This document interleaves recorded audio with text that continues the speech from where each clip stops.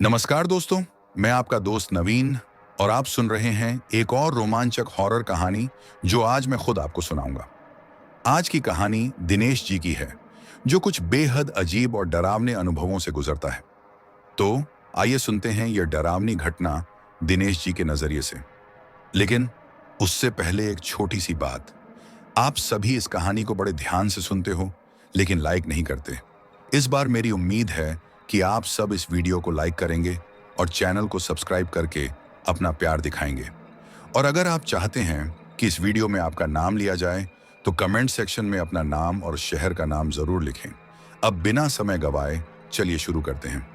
नमस्कार दोस्तों, मेरा नाम दिनेश है और मैं बिहार के एक छोटे से गांव मधुपुर में पला बढ़ा हूँ, जहां से कुछ ही दूरी पर मधुपुर हाल्ट नाम का छोटा सा रेलवे स्टेशन था, जहां मुश्किल से कुछ पैसेंजर ट्रेनें रुका करती थीं। आज जो घटना मैं सुना रहा हूं, वह अभी की नहीं, बल्कि करीब 40 साल पुरानी है, जब मेरे पिता सुरेश जवान थे। मेहनती, मजबूत, पर आर्थिक रूप से बहुत कमजोर। पढ़ाई लिखाई उनकी कम थी, बस इतना जानते थे कि नाम पता लिख लें, लेकिन हिम्मत उनमें गजब की थी। भूत प्रेत जैसी बातों पर उनका तनिक भी विश्वास नहीं था, और वह हमेशा कहते थे कि अगर डरना है तो इंसान से डरो, अदृश्य चीजों से कैसा डर जो दिख ही नहीं रही हो। उनकी ये बातें गांव में अक्सर मजाक समझी जाती थीं, क्योंकि लोग मानते थे कि भूत, आत्मा और चुड़ैल जैसी शक्तियां सच में होती हैं। पिता बजरंग बली के भक्त थे, कभी कभार हनुमान चालीसा भी पढ़ लेते थे, पर डर जैसी चीज को उन्होंने जीवन में कभी जगह नहीं दी। हमारे घर के पास बना मधुपुर हाल्ट ही पिता के रोजगार का केंद्र था। सुबह होते ही आसपास के मजदूर वहीं जुट जाते, और जिसे काम करवाना होता वह यहीं आता। जिन मजदूरों को काम मिल जाता वे साथ चले जाते, और जिन्हें नहीं मिलता वे उम्मीद में बैठे रहते कि कोई ना कोई बुला ही लेगा। पैसेंजर ट्रेन रुकने पर छोटे व्यापारी भारी सामान लेकर उतरते, और पिता बिना किसी हिचक उनके बोझ उठाने में मदद कर देते थे, क्योंकि उनका मानना था कि कोई भी काम छोटा नहीं होता। पसीने की कमाई ही घर में असली बरकत लाती है। लेकिन उस समय हमारे घर की हालत इतनी खराब थी कि अगर पिता को किसी दिन काम नहीं मिलता तो अगले दिन चूल्हा भी मुश्किल से जल पाता। दादाजी गंभीर रूप से बीमार रहते थे, वैद्य की दवाएं चलती थीं, और घर चलाने वाला एक ही आदमी था, मेरे पिता। कई बार उन्हें दूर दराज भी मजदूरी के लिए जाना पड़ता था, और जब कभी ट्रक से माल आता तो चढ़ाने उतारने का काम भी वे ही करते थे। गांव के लोग जानते थे कि मजदूर चाहिए तो मधुपुर हाल्ट चले जाओ, वहां हमेशा कोई ना कोई कामगार मिल ही जाएगा। मेरे पिता सुरेश बताया करते थे कि कई बार दूर दराज के शहरों से व्यापारी लोग अपनी दुकान का भारी भरकम सामान पैसेंजर ट्रेन में भेजते थे, और जब वे उतरते तो गठरियां इतनी बड़ी होती कि वे खुद उठा भी नहीं पाते थे। इसलिए मजदूरों को ढूंढा जाता था, लेकिन रात को सभी मजदूर अपने घर चले जाते थे। ऐसे में जिन व्यापारियों को मेरे घर का पता मालूम था, वे देर रात मेरे पिता को आवाज लगाकर बुला लेते थे, और पिता बिना देर किए उनके साथ स्टेशन पहुंच जाते थे। मधुपुर हाल्ट पर आखिरी पैसेंजर ट्रेन रात करीब 10 बजे आती थी, लेकिन अक्सर कभी आधे घंटे तो कभी 1 घंटे से ज्यादा भी लेट हो जाती। इसलिए व्यापारी पहले ही पिता से कह देते थे कि वे उसी ट्रेन से आएंगे और उन्हें स्टेशन के पास ही रहना है, कहीं जाना नहीं। उसके बदले उन्हें अच्छा पैसा मिलेगा। पिता हाँ कह देते, पर असल में वे घर पर खाना खाकर आराम करते, और जैसे ही ट्रेन की सीटी या आवाज दूर से सुनाई पड़ती, वे तुरंत स्टेशन पहुंच जाते, और व्यापारी को लगता कि पिता काफी देर से वहीं इंतजार कर रहे हैं, जिससे उन्हें कभी कभी ज्यादा मजदूरी मिल जाती थी। एक रात भी ऐसा ही हुआ। एक व्यापारी ने पिता से कहा कि वे बिल्कुल स्टेशन न छोड़ें और पहले से ही बैठ जाएं, पर पिता जानते थे कि बेवजह पूरी रात स्टेशन पर बैठने का कोई मतलब नहीं। इसीलिए वे घर पर रहे, और ट्रेन की आवाज मिलते ही भागकर स्टेशन पहुंच गए। जब सामान उतरता, पिता उसे प्लेटफॉर्म पर बनी एक बैठने वाली जगह पर रख देते थे। अगर व्यापारी का साधन आ जाता तो लाद देते, नहीं तो कई व्यापारी पिता से रखते थे कि रात भर सामान की रखवाली कर दें और बदले में अच्छी मजदूरी देते। इसी वजह से पिता कई बार पूरी रात स्टेशन पर जागकर रखवाली करते, और सुबह व्यापारी बैलगाड़ी या किसी और साधन के साथ आता तो पिता सामान लाद कर घर लौट जाते थे। इसी काम से घर का खर्च चलता था, दादाजी का इलाज चलता था, और पिता कभी मेहनत से पीछे नहीं हटते थे। उन्हें मिठाई खाने का बड़ा शौक था, लेकिन महंगी मिठाई नहीं खरीद पाते थे। इसलिए उन्होंने एक सस्ता तरीका निकाल रखा था। वे हमेशा अपने थैले में भुना चना और थोड़ा गुड़ रखते थे, जिसे वे मीठे के शौक की भरपाई के तौर पर खा लेते और हल्की भूख भी उसी से मिटा लिया करते थे। एक बार सुबह जब एक व्यापारी ट्रेन पकड़ रहा था, तो उसने पिता से कहा कि वह रात की आखिरी ट्रेन से आएगा और सामान बहुत ज्यादा है, इसलिए पूरी रात रखवाली करनी होगी, क्योंकि बैलगाड़ी सुबह ही आएगी। पिता ने तुरंत हामी भर दी और रात को स्टेशन पहुंचकर इंतजार करने लगे। उस समय ट्रेन के आने का कोई संकेत नहीं मिल रहा था, क्योंकि आमतौर पर रात में दूर से ही लाइट चमकती नजर आ जाती है या आवाज सुनाई देने लगती है, लेकिन उस रात न कोई रोशनी दिख रही थी, न कोई ध्वनि। पिता प्लेटफॉर्म पर इधर उधर घूमते रहे, पर छोटा स्टेशन होने की वजह से घूमने की भी कोई खास जगह नहीं थी। दिन में स्टेशन के बाहर दो चार चाय नाश्ते की छोटी दुकानें लगती थीं, पर रात होते ही वे लोग अपना सामान साइकिल में लादकर वापस गांव चले जाते थे और अगली सुबह फिर दुकानें सज जाती थीं। पिताजी ट्रेन का इंतजार करते करते उन्हीं दो तीन पेड़ों के पास घूमते रहे जो प्लेटफॉर्म पर लगे थे, ताकि समय कट सके। गर्मियों के दिनों में मेरे पिता सुरेश अक्सर मधुपुर हाल्ट पर लगे पेड़ों के नीचे धूप से बचने के लिए बैठ जाया करते थे, और उसी रात जब वे प्लेटफॉर्म पर टहलते हुए एक पेड़ के पास पहुंचे, तो अचानक उन्हें वहां एक बूढ़ी औरत बैठी दिखाई दी, जो कुछ क्षण पहले वहां थी ही नहीं। जैसे ही उसने पिता को देखा, तुरंत बुलाने लगी, अरे बेटा, इधर आओ, मेरे पास आओ।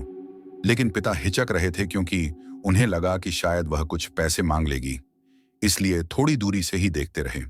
वह औरत लगातार आग्रह करती रही कि उसे बहुत प्यास और भूख लगी है और पिता के पास जो भी हो वे उसे दे दें, क्योंकि उसकी भूख अब बर्दाश्त नहीं हो रही। पिता को दया तो आई, पर उनके पास खाने पीने की चीज कुछ खास थी नहीं, बस वही छोटा थैला जिसमें भुना चना और थोड़ा गुड़ रखते थे। पानी स्टेशन के कुएं और हैंडपंप से मिल ही सकता था। पिता ने विनम्रता से कहा कि उनके पास देने लायक कुछ नहीं, पर वह औरत अड़ गई और बोली कि थैले में जो भी है वह दे दें। पिता को और भी अजीब तब लगा जब उन्होंने देखा कि उसके मुंह में दांत तक नहीं थे, तो वह चना कैसे खाएगी। उन्होंने पूछा भी कि तुम्हारे पास दांत नहीं है, चना कैसे चबाओगी? तो वह बोली कि जब भूख इंसान को सताती है तब पत्थर भी खा लेता है, जो है दे दो बेटा। इस पर पिता ने बिना देर किए अपना पूरा थैला ही उसे पकड़ा दिया और दूसरी तरफ जाकर खड़े हो गए, ताकि वह कुछ और न मांग बैठे। कुछ देर बाद पिता के कानों में कड़कड़ की तेज चबाने की आवाजें आने लगीं। वह बूढ़ी औरत बिना दांत के भी चना और गुड़ ऐसे खा रही थी जैसे उसके जबड़े लोहे के हों। तभी दूर से ट्रेन की रोशनी दिखाई दी और पिता तुरंत चौकन्ना होकर उस बोगी के सामने खड़े हो गए जिसमें व्यापारी बैठा था। वे बूढ़ी औरत को पूरी तरह भूल चुके थे। ट्रेन रुकते ही व्यापारी उतरा। उसकी भारी गठरी पिता ने आसानी से उतार ली और उसने कहा कि यह महंगा माल है, रात भर इसकी रखवाली करनी होगी, वह सुबह किसी साधन के साथ आएगा। व्यापारी चला गया और पिता गठरी के पास बैठकर पहरा देने लगे। तभी उन्हें याद आया कि थैला तो बूढ़ी औरत के पास छूट गया है। पिता वहां पहुंचे तो वह औरत तो गायब थी, पर थैला वहीं पड़ा मिला और अंदर का सारा चना गुड़ समाप्त था। इससे पिता ने सोचा कि वह वाकई बहुत भूखी रही होगी। थैले में रखा अपना गमछा निकालकर पिता फिर गठरी के पास लौट आए, क्योंकि अब पूरी रात उन्हें इसी की रखवाली करनी थी। उन्होंने गमछा जमीन पर बिछाया, लेकिन जागते ही रहे। जरा सी आहट पर चौकन्ना हो उठते, हालांकि थकान की वजह से कभी कभी हल्की झपकी लगी जाती थी। एक ऐसी ही झपकी के बाद जब उन्हें कुछ महसूस हुआ और तुरंत आंखें खोलीं, तो सामने का दृश्य देखकर वे दंग रह गए। वही बूढ़ी औरत जिसे उन्होंने चना और गुड़ दिया था, इस वक्त उस गठरी पर बैठी हुई थी, जैसे वह वहीं उनकी प्रतीक्षा कर रही हो। अब वह बूढ़ी औरत उस गठरी पर बैठकर कुछ चबा रही थी और उसके मुंह से निकलने वाली कड़कड़ जैसी आवाजें बिल्कुल ऐसी लग रही थीं जैसे कोई सड़ी गली हड्डियां तोड़कर खा रहा हो। साथ ही हवा में एक तीखी सड़ांध फैल रही थी, जो साफ बता रही थी कि वह किसी मरे हुए जानवर का मांस चबा रही है। उसका चेहरा पिता की तरफ नहीं था, इसलिए वे समझ नहीं पाए कि वास्तव में वह क्या निगल रही है। पर बदबू इतनी असहनीय होने लगी कि जैसे ही पिता उठकर देखना चाहते हैं, उन्हें सामने का दृश्य देखकर सन्न रह जाना पड़ा। वह बूढ़ी औरत सड़े हुए जानवर का मांस बड़े मजे से चबा रही थी, जबकि कुछ देर पहले उसके मुंह में दांत दिखाई भी नहीं दिए थे। फिर भी वह मांस को ऐसे तोड़ रही थी जैसे कोई जंगली जानवर हड्डियां चबा रहा हो। वह अपने भोजन में पूरी तरह गुम थी और पिता को देख ही नहीं पा रही थी, पर वह आवाजें और वह गंध पिता का कलेजा दहला देने के लिए काफी थी। जैसे ही औरत ने माथा उठाकर देखा कि पिता खड़े हैं, उसने खाना वहीं छोड़ दिया और उन्हें ऐसी नजर से घूरने लगी जिसमें अजीब तरह की चमक थी, मानो किसी की आंखों में आग जल रही हो। वह पिता को ऐसे टकटकी लगाए देख रही थी जैसे अगले ही पल उन पर टूट पड़ेगी। जबकि पिता शरीर से मजबूत और कदकाठी से पहलवान जैसे थे, फिर भी उस नजर ने उनके भीतर बेचैनी भर दी। इसके बावजूद पिता ने हिम्मत जुटाकर उसे डांटते हुए कहा कि क्या वह पागल हो चुकी है जो सड़ा गला मांस खा रही है। इंसान कभी ऐसा नहीं करता, यह तो जानवरों का काम है, और बिना दांत के वह यह सब कैसे खा रही है? यह बदबू उसे परेशान नहीं करती क्या? लेकिन बूढ़ी औरत पर पिता की बातों का कोई असर नहीं हुआ। वह लगातार उसी भयानक भाव से उन्हें घूरती रही, जैसे अपने शिकार को नाप रही हो और सही मौके की तलाश कर रही हो। पिता उसे अब भी एक बेचैन भूखी औरत मानकर समझाने की कोशिश कर रहे थे कि वह यह मांस उठाकर कहीं दूर चली जाए ताकि गठरी में भी बदबू न लगे। उन्हें लगा कि शायद भूख ने इसका दिमाग खराब कर दिया है और उसे होश नहीं कि क्या खा रही है। पर पिता को बिल्कुल अंदाज नहीं था कि आगे क्या होने वाला है। तभी अचानक वह औरत गठरी से ऐसे झपट्टी जैसे कोई भेड़िया अपने शिकार पर झपटता है और सीधे पिता पर टूट पड़ी। पिता घबराकर उसे दूर धकेलने लगे और बार बार चिल्लाते रहे कि दूर हटो, वरना तुम्हारी सड़ांध मेरे कपड़ों में भी बस जाएगी। पर वह बूढ़ी औरत इतनी ताकत से चिपटी हुई थी कि पिता जैसे मजबूत आदमी भी उसे अलग नहीं कर पा रहे थे। वह बार बार अपना मुंह पिता के गले के पास ले जाती और उसके मुंह से आती सड़ी लाश जैसी बदबू अब और भी तेज हो गई थी। पिता ने सोचा शायद उसे पागलपन चढ़ गया है, इसीलिए वह ऐसी हरकत कर रही है। लेकिन जब उन्होंने किसी तरह उसका चेहरा पकड़ा और देखा तो उनके पैरों तले जमीन खिसक गई। जिस औरत के मुंह में दांत नहीं थे, अब उसके मसूड़ों से लंबे तेज नुकीले दांत बाहर निकले हुए थे और उसकी जीभ असामान्य रूप से लंबी होकर सांप की तरह हिल रही थी। यह देखकर पिता का कलेजा सच में मुंह को आ गया। अब उस बूढ़ी औरत के मुंह से असामान्य रूप से लंबे धारदार दांत बाहर निकल आए थे और उसकी जीभ किसी जंगली प्राणी की तरह लपाल पाती हुई बाहर झूल रही थी। यह दृश्य देखकर मेरे पिता सुरेश पूरी तरह हैरान रह गए। उन्हें समझ ही नहीं आया कि कुछ क्षण पहले बिल्कुल साधारण दिखने वाली यह औरत अचानक इतनी भयानक कैसे बन गई और उनके ऊपर क्यों टूट पड़ी। पिता उसे जोर से धकेलते हुए दूर भगाने की कोशिश कर रहे थे, मगर वह अजीब ताकत से चिपकी हुई थी और अलग हो ही नहीं रही थी। उन्हें यकीन ही नहीं हो रहा था कि जिस औरत के मुंह में दांत नहीं थे, उसी के मसूड़ों से ऐसे नुकीले लंबे दांत बाहर कैसे निकल आए और उसकी जीभ इतनी लंबी कैसे हो गई, मानो वह इंसान ही ना हो। तभी मधुपुर हाल्ट का चौकीदार सीटी बजाता, टॉर्च चमकाता और डंडा ठकठकाता हुआ उनकी तरफ आ रहा था। जैसे ही उसकी टॉर्च की रोशनी पिता पर पड़ी, वह बूढ़ी औरत अचानक झटके से दूर उछली और पलक झपकते ही घुप अंधेरे में गायब हो गई। पिता बुरी तरह कांप रहे थे, सांसें उखड़ रही थीं, जैसे उनकी पूरी ताकत निचोड़ ली गई हो। चौकीदार उन्हें पहचानता था। वह भागकर उनके पास आया और हैरानी से पूछने लगा कि अभी अभी उनके पास कौन सी औरत खड़ी थी जो अचानक अंधेरे में भाग गई। पिता कमजोरी के कारण तुरंत बोल नहीं पाए और केवल हाथ के इशारे से उसे रुकने को कहा। कुछ देर गहरी सांसें लेने के बाद जब उन्होंने खुद को थोड़ा संभाला, तब चौकीदार को पूरी घटना विस्तार से बताई। पर चौकीदार को यह सब सुनकर विश्वास ही नहीं हुआ। वह बार बार कहता रहा कि किसी बूढ़ी इंसान की जीभ इतनी लंबी हो ही नहीं सकती और बिना दांत वाली के मुंह से इतने लंबे लंबे दांत निकल आना तो बिल्कुल असंभव है। शायद पिता को कोई गलतफहमी हुई होगी। लेकिन पिता ने कहा कि वे वही बता रहे हैं जो उन्होंने खुद अपनी आंखों से देखा और भुगता है। चौकीदार ने कहा कि उसे स्टेशन मास्टर के लिए चाय ले जानी है, थोड़ा राउंड लगाना है, बाद में लौटकर बात करेगा, और वह सीटी बजाता हुआ आगे बढ़ गया।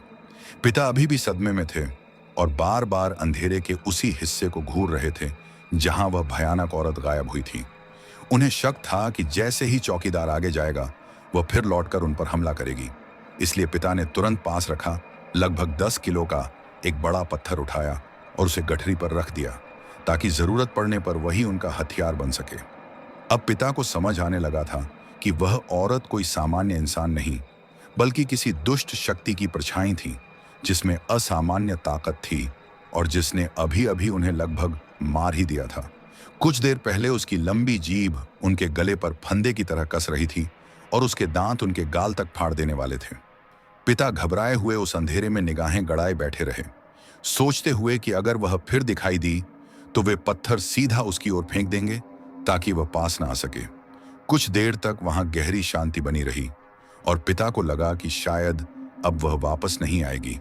कुछ समय बीतने पर पिता सुरेश थकान से चूर हो गए थे, इसलिए उन्होंने गमछा जमीन पर बिछाया और थोड़ी देर शरीर सीधा करके आराम करने की कोशिश की। लेकिन नींद उनकी आंखों से बहुत दूर थी। जरा सी आहट पर वे चौकन्ने होकर चारों ओर देखने लगते कि कहीं वह भयानक बूढ़ी औरत वापस तो नहीं आई। हालांकि कुछ देर तक माहौल शांत ही लगा, मगर यह शांति ज्यादा देर टिक नहीं पाई, क्योंकि अचानक स्टेशन के गली कुत्ते जोर जोर से भौंकते हुए ऐसे दौड़ने लगे जैसे किसी अदृश्य चीज का पीछा कर रहे हों। पिता ने इधर उधर देखा, लेकिन उन्हें कोई दिखाई नहीं दिया, जिससे उनका डर और बढ़ गया, क्योंकि कुत्तों की हरकतें बताती थीं कि कोई चीज उनके आगे आगे भाग रही है और वे उसे पकड़ने की कोशिश कर रहे हैं।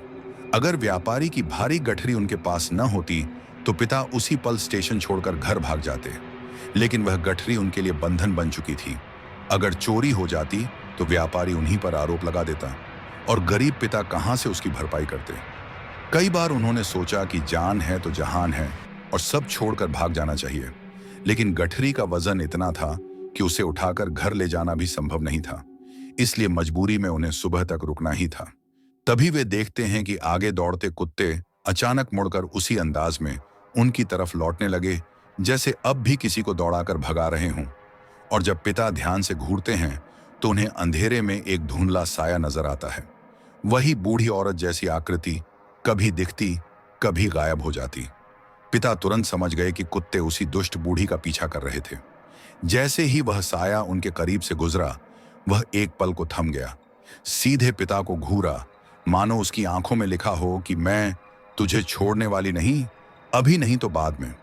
और फिर वह ऐसा एहसास छोड़ते हुए आगे बढ़ गई जैसे किसी ने उनके कानों के पास फुसफुसाकर धमकी दी हो। पिता कहते थे कि उस रात जैसा डर उन्होंने जीवन में कभी महसूस नहीं किया था। जो आदमी भूत प्रेत में कभी विश्वास नहीं करता था, उस रात उसके सामने जो घट रहा था वह किसी चमत्कार या श्राप जैसा प्रतीत हो रहा था। अभी रात खत्म नहीं हुई थी और पिता को लग रहा था कि आगे और भी भयावह दृश्य उनका इंतजार कर रहे हैं। वे सोचते रहे कि अगर व्यापारी की गठरी उनके पास न होती तो वे यहां एक पल न रुकते। पिता के मन में सवालों की भरमार थी।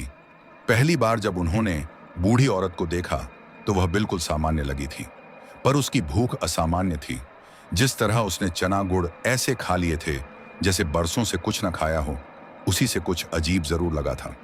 पिता मन ही मन प्रार्थना कर रहे थे कि सुबह कब होगी, व्यापारी कब आएगा और वे कब इस मनहूस स्टेशन से निकल पाएंगे। तभी उन्हें लगा कि कुत्तों की आवाज अब दूर चली गई है, जैसे वे उस दुष्ट आत्मा को काफी दूर खदेड़ लाए हों। इससे पिता ने राहत की सांस ली और सोचा कि शायद अब वह औरत वापस नहीं आएगी। वे जमीन छोड़कर गठरी पर बैठ गए और चारों ओर नजर गड़ाकर इस उम्मीद में बैठे रहे कि किसी तरह यह रात कट जाए। उन्हें याद आया कि लोगों ने बताया था कि ऐसी शैतानी आत्माएं खास रातों, अमावस, पूर्णिमा या ग्रहण के समय ज्यादा शक्तिशाली और भयावह हो जाती हैं, क्योंकि उन समयों में उनकी भूख और ताकत चरम पर होती है। पिता सुरेश बताते हैं कि कुछ दुष्ट आत्माएं ऐसी भी होती हैं जिनकी सिर्फ भूख ही नहीं जागती, बल्कि उनकी हवस भी भड़क उठती है। जब उनकी शक्ति बढ़ती है तो वे जवान, सुंदर और ताकतवर इंसानों की तलाश करने लगती हैं। और जैसे ही उन्हें कोई ऐसा व्यक्ति दिखता है, वे अपना रूप बदलकर बिल्कुल साधारण खूबसूरत औरत या किसी मोहक युवती जैसा रूप धारण कर लेती हैं, ताकि कोई पहचान ही न सके कि वह इंसान नहीं बल्कि प्रेत है, और अपनी अदा और नजरों से उस इंसान को फंसा लेती हैं। कई बेचारे लोग उनके जाल में आसानी से फंस जाते हैं, ये जाने बिना कि जिसके साथ वे रात बिता रहे हैं वह एक जीवित इंसान नहीं बल्कि भूखी आत्मा है। पर वह आत्मा अपने व्यवहार से यह एहसास ही नहीं होने देती कि वह कुछ और है। दिनेश अर्थात मैं पहले इन बातों को सिर्फ लोक कथाएं समझता था, मनोरंजन के लिए कही गई बातें जिनका असल जिंदगी से कोई लेना देना नहीं होता। लेकिन जब मैंने उस बूढ़ी औरत को दुष्ट आत्मा के रूप में देखा, उसकी लटकती लंबी जीभ, उसके मुंह से अचानक निकले लंबे तेज दांत, और उसका मेरे पिता का गला कसते हुए हमला। तभी मुझे एहसास हुआ कि जिन लोगों ने यह बातें कही थीं, वे झूठ नहीं बोल रहे थे। वह बूढ़ी औरत कैसे अपनी जीभ किसी फंदे की तरह पिता के गले पर कस रही थी और उसके दांत कितने खतरनाक हथियार जैसे लग रहे थे। ये सब सोचकर मैं भीतर तक कांप गया और बस ईश्वर से यही प्रार्थना करता रहा कि रात जल्दी से खत्म हो जाए, उजाला हो जाए, व्यापारी लौट आए और पिता इस मुसीबत से बच जाए। और फिर मैं मन ही मन कसम खा चुका था कि आज के बाद मैं रात के समय स्टेशन पर कभी नहीं रुकूंगा, चाहे कोई कितना भी लालच दे। तभी मुझे खटखट की आवाज सुनाई दी, जैसे कोई आ रहा हो, और मैं थोड़ा आश्वस्त हुआ कि शायद स्टेशन का चौकीदार ही गश्त करते हुए मेरी ओर आ रहा है।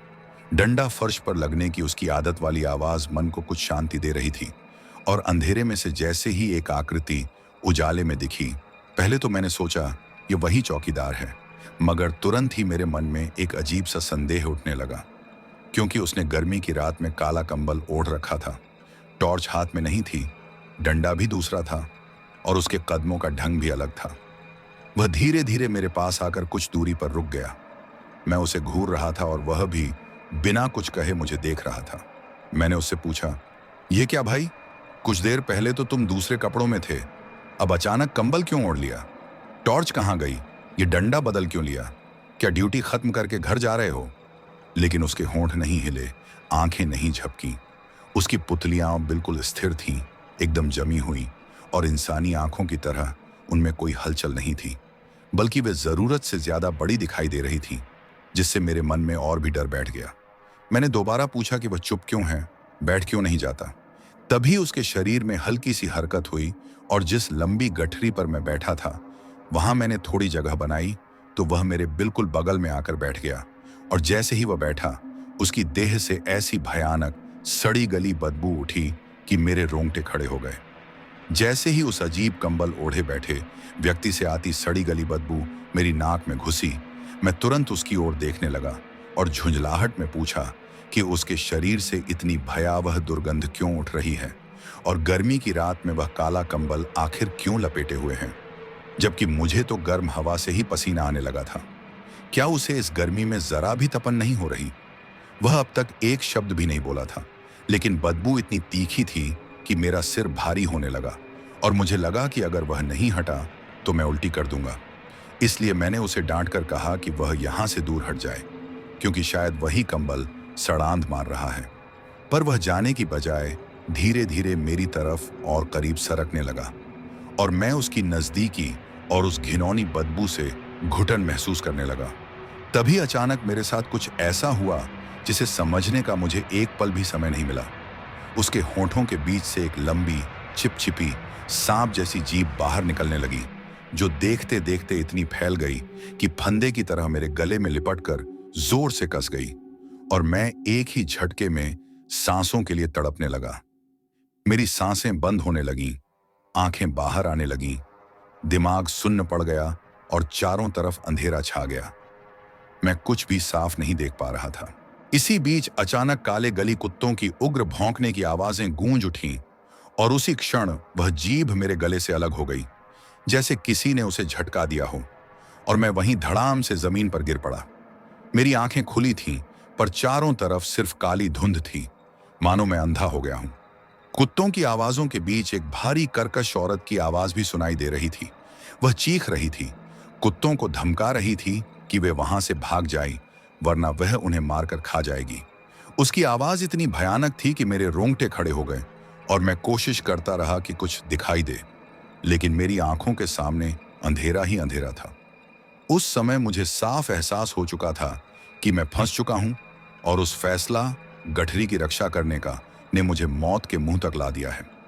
अगर पहली बार घटना होने पर मैं गठरी छोड़कर भाग जाता तो शायद यह सब न झेलना पड़ता, लेकिन लालच था, डर था कि गठरी चोरी हुई तो हर्जाना मुझसे ही वसूला जाएगा।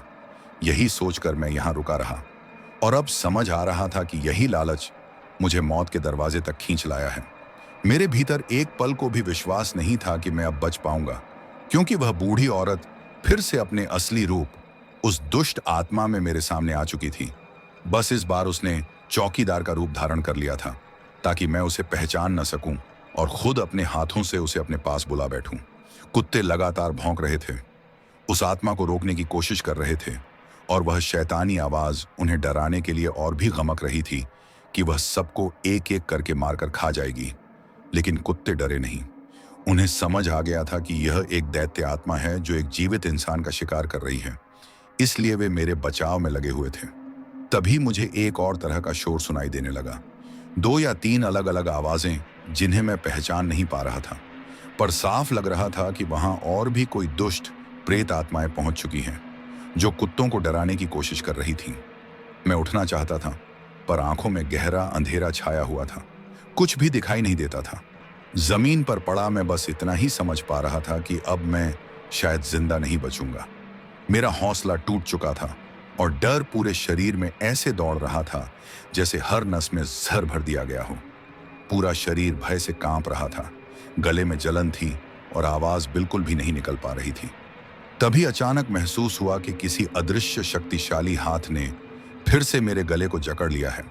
ऐसा लग रहा था कि हर सेकंड वह पकड़ और कसती जा रही है, जैसे मेरी आंखें बाहर निकलने को तैयार हों। मुझे साफ लगा कि यह मेरे जीवन का आखिरी पल है। मैं बेहोशी या मौत के बिल्कुल करीब था। सांसें पूरी तरह थम चुकी थीं और दिमाग सुन्न पड़ गया था। शायद मैं उसी क्षण बेहोश भी हो गया। कुछ देर बाद जब मेरी आंखें खुलीं, तो सबसे पहले मैंने अपने गले में असहनीय दर्द महसूस किया, और उसके बाद जो नजारा मैंने देखा उसने मेरा दिल दहला दिया। मैं जमीन पर गिरा पड़ा था। 2 कुत्ते मेरे बिल्कुल पास बैठे थे और सामने थोड़ी दूरी पर वही बूढ़ी दानवी औरत अपने भयावह रूप में मौजूद थी, और उसके बगल में 2 और इसी तरह की डरावनी आकृतियां खड़ी थीं, जिनकी ऊंचाई उससे भी ज्यादा थी, लेकिन रूप उतना ही भयानक। तभी पीछे से टॉर्च की तेज रोशनी चमकी और मैं दर्द से तड़पते हुए पीछे मुड़ा। मेरे गले में लगी परत परत की पीड़ा इतनी तीखी थी कि मैं रो भी नहीं पा रहा था।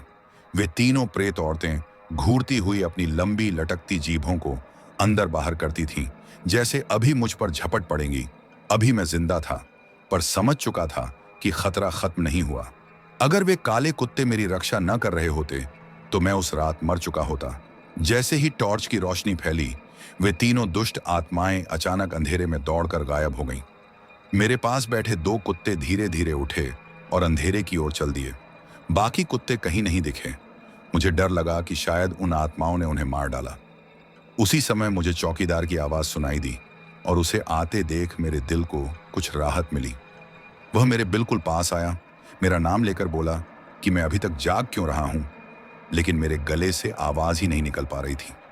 वह मुझ पर टॉर्च डालता है, तब मैं उठने की कोशिश करता हूं, और वह मुझे सहारा देकर बैठाता है। उसका सवालों का ढेर लग गया। क्या हुआ? मैं जमीन पर क्यों पड़ा था? मेरा गला इतना सूझा क्यों है? मैं उसे सब कुछ बताना चाहता था, पर गले में ऐसा दर्द था कि बोलना तो दूर, सांस लेना भी कठिन हो रहा था। वह खुद ही अनुमान लगाकर कहने लगा कि शायद किसी जहरीले कीड़े ने मेरे गले पर डंक मार दिया होगा। उसके साथ भी ऐसा हो चुका था। 2 दिन बोल नहीं पाया था। फिर उसने कहा कि सुबह डॉक्टर को दिखा देना, दवा ले लेना, सब ठीक हो जाएगा। और इतना कहकर वह फिर आगे की तरफ बढ़ने लगा। मैं उसे रोकना चाहता था। मेरे भीतर चीख रही थी कि मत जाओ, मेरे साथ क्या हुआ है, तुम समझ नहीं रहे। लेकिन आवाज टूट चुकी थी। मैंने उसका हाथ पकड़ा, लेकिन वह बोला कि वह बस 1 राउंड लगाकर लौटेगा और फिर मेरे पास बैठकर बात करेगा। मैं बेतहाशा कोशिश कर रहा था कि उसे रोकूं, उसे बताऊं कि यहाँ क्या खौफनाक चीजें हो रही हैं, पर आवाज न होने के कारण मैं उसे समझा नहीं पा रहा था, और वह मेरी पकड़ ढीली कर आगे बढ़ गया, जबकि मुझे सबसे ज्यादा उसी की जरूरत थी। चौकीदार जब बोला कि वह 1 राउंड लगाकर लौटेगा, तो वह टॉर्च लिए अंधेरे में खो गया, और उसके जाते ही मुझे महसूस हुआ कि अब तो वे काले कुत्ते भी गायब हो चुके हैं, न जाने कहां चले गए। मैं पूरी तरह अकेला पड़ चुका था, और मेरे भीतर ऐसा डर उठने लगा कि अब मुझे बचाने वाला कोई नहीं रहा। चौकीदार भी दूर चला गया था, कुत्ते भी नहीं दिख रहे थे। अब वे दुष्ट प्रेत आत्माएं मुझे बिना किसी बाधा के आसानी से अपना शिकार बना सकती थीं। मेरा शरीर तो खड़ा हो गया था, लेकिन मेरे हाथ पैर अभी भी डर से कांप रहे थे। ऐसा लगता था जैसे शरीर की पूरी शक्ति किसी ने खींचकर निकाल ली हो। हालांकि मैं मेहनती और मजबूत कदकाठी का लड़का था, लेकिन उन दुष्ट आत्माओं की वजह से मैं अपनी ताकत भूल चुका था। पैर कांपते थे, सांसें अटकती थीं और खड़े होने में भी मुश्किल हो रही थी। ऐसे में यहां से भाग पाना लगभग असंभव लग रहा था। मुझे लगने लगा था कि आज तो मैं बच ही नहीं पाऊंगा। न चौकीदार मेरी बात समझ पाया, न मेरे इशारों को। उसे लगा कि मेरे गले पर कोई जहरीला कीड़ा काट गया है और इसी वजह से मेरा गला सूज गया है, वह आवाज बंद हो गई है। जबकि असल में यह सब उन प्रेत आत्माओं ने मेरे साथ किया था। मैं समय का अंदाजा लगाने लगा, कितनी रात बाकी है, सुबह होने में कितना समय है, पर कुछ समझ नहीं आ रहा था। तभी अचानक एक एक्सप्रेस ट्रेन तेज रफ्तार से सामने की पटरी से गुजरी। उसकी तेज आवाज ने मुझे एक पल के लिए डरा दिया, लेकिन तुरंत पता चल गया कि वह केवल गुजर रही है, रुकने वाली नहीं। जैसे ही ट्रेन आगे बढ़ी और शोर थमा, मैंने वहीं देख लिया जिससे मुझे सबसे ज्यादा डर था। वही 3 भयानक आत्माएं पटरी पर खड़ी मेरी ओर अपनी खूंखार आंखों से घूर रही थीं। और मेरा डर फिर से चरम पर पहुंच गया, क्योंकि इस बार कोई कुत्ता भी मेरी मदद करने के लिए मौजूद नहीं था। वे तीनों मेरे शिकार के लिए बढ़ने लगीं और मुझे लगा कि अब तो मेरा अंत निश्चित है। लेकिन शायद मेरी किस्मत में अभी मौत नहीं लिखी थी, क्योंकि तभी अचानक चौकीदार की टॉर्च की तेज रोशनी इधर उधर घूमती दिखाई दी और रोशनी आते ही वे आत्माएं फिर से पटरी पर जाकर खड़ी हो गईं, मानो किसी छिपी हुई चीज की तलाश कर रही हूं। मुझे डर लग रहा था कि कहीं चौकीदार मेरी तरफ ना आए और कहीं दूसरी ओर मुड़कर निकल न जाए, क्योंकि उसकी रोशनी कभी दाईं तरफ जाती, कभी बाईं। मैं उसे पुकार भी नहीं सकता था, गले से आवाज ही नहीं निकल रही थी। पर जैसे ही उसकी टॉर्च की किरण मेरी दिशा में आई, मेरी सांस में सांस लौट आई और कुछ ही क्षण बाद वह मेरे पास आ खड़ा हुआ। उसने मुझे देखकर कहा, अरे खड़े क्यों हो, बैठो, बैठकर बात करते हैं। फिर वह वही पुरानी बात दोहराने लगा कि मुझे कोई जहरीला कीड़ा काट गया होगा। उसे भी कभी ऐसा ही दर्द हुआ था, उसका गला भी इसी तरह सूज गया था और डॉक्टर की दवाई से 2 दिन में ठीक हुआ था। फिर उसने कहा कि चिंतित ना हो, मैं भी ठीक हो जाऊंगा, और मुझे चाय पीने के लिए बुलाने लगा। बोला, चलो मेरे साथ, अभी अभी चाय बनाई है, गर्म चाय पीने से गले का दर्द थोड़ा कम हो जाएगा।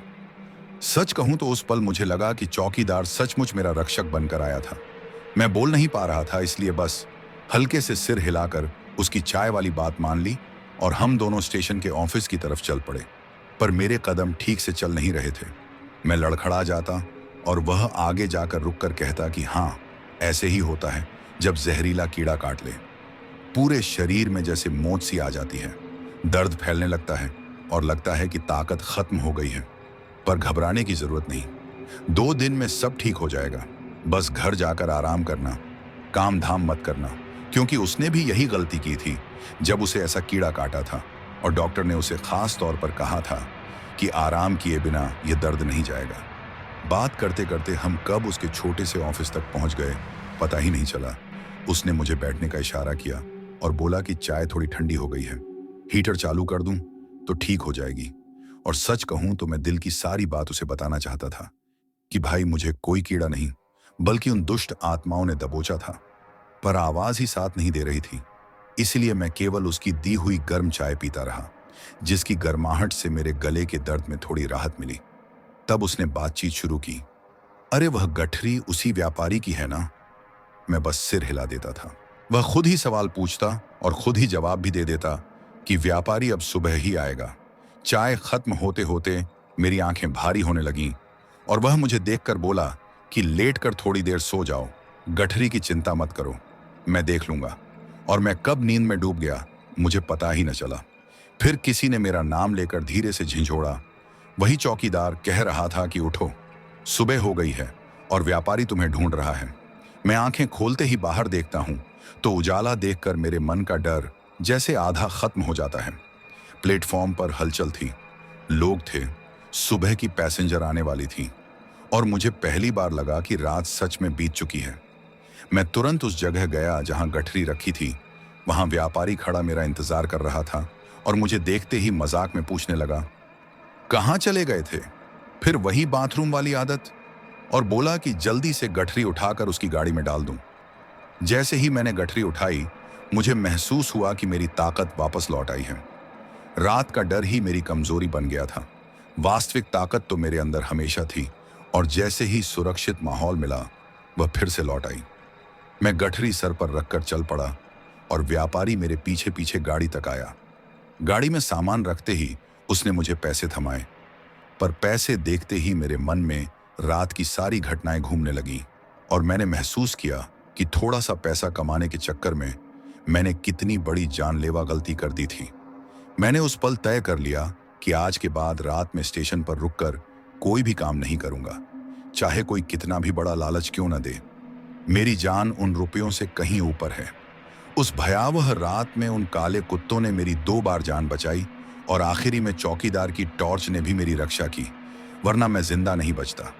बाद में जब मैं ठीक होकर दोबारा काम पर लौटा तो चौकीदार ने हंसते हुए पूछा कि अब ठीक हो ना, और बोला कि स्टेशन पर ऐसे जहरीले कीड़ों से बचकर रहना। लेकिन मैं जानता था कि वो कोई कीड़ा नहीं था, बल्कि वे प्रेत आत्माएं थीं, और वह भी अमावस की रात। इसलिए मैंने चौकीदार को सच नहीं बताया कि बेचारा डर जाएगा और रात में नौकरी कर ही नहीं पाएगा। मैं मुस्कुराकर बोला, हाँ भाई, अब उन कीड़ों से बचकर ही चलता हूं, तुम भी ध्यान रखना। तो दोस्तों, आपको हमारी यह कहानी कैसी लगी? अगर आप ऐसी और दिलचस्प कहानियां सुनना चाहते हैं तो हमारे चैनल को सब्सक्राइब करना बिल्कुल ना भूलें।